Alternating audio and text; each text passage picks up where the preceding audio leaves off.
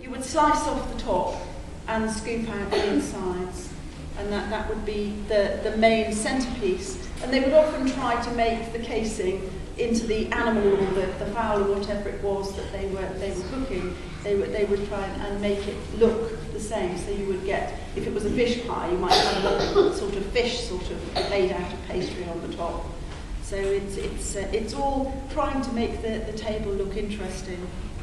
Can any of you think, any of you children, what isn't here that you might think of as being sort of part of the Christmas sort of thing? Yeah. Christmas pudding.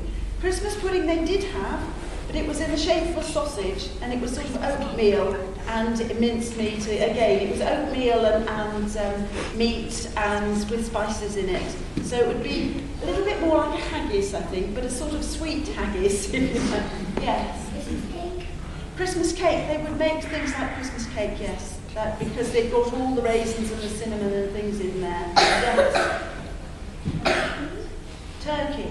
If you were rich enough, you might have a goose, you might have a swan, but you wouldn't have a turkey. Now, why don't you think you'd have a turkey?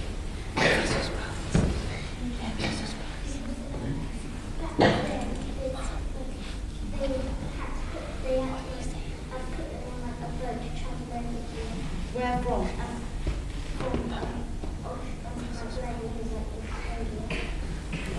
Tudor times they hadn't discovered Australia. So you're nearly right. I'm still dealing with a turkey here. Just a minute. Yes. Thank you. America. Anything that comes from America is not here. Turkey's from America. It's an American bird. And can anybody tell me a few other things that are American? Well, they did have Brussels sprouts, but they're not American. Anybody? Yes. I haven't quite thought of the burger side of things, but what goes with a burger? What do you often have sliced in a burger? No, it's red. What do you have sliced? Tomatoes. So anything like tomatoes, pumpkins, sweet peppers, sweet corn, any of those things, they didn't have them at all because they haven't discovered them yet. And the potato is just about coming in. The tomato is called the love apple, and it's sort of just coming in, but they were really suspicious of new foods. And it took a long time for things to sort of filter down from the court where there might be a few of these things into the main countryside. Any more things that you think are missing from here? Yes. Yes, we've got biscuits here, gingerbread. Yes. Isn't that just what? Is that the cookie? Yes, they didn't have chocolate. A world without chocolate. Yes. Would they have a boar's head?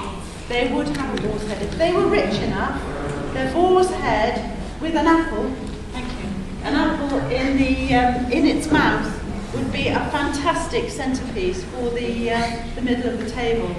And one of the things, because a lot of people were really, really poor, the squire in the village, who was the most important person and probably the lord of the manor, and they were probably most of his workers in the village, he would actually roast an entire sheep, and the workers were allowed to come and have some of that.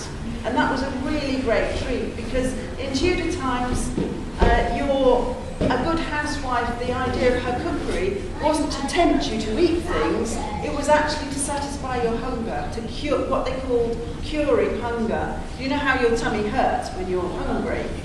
Well, it's curing that. It's really luxury was about having a choice of what you ate. Most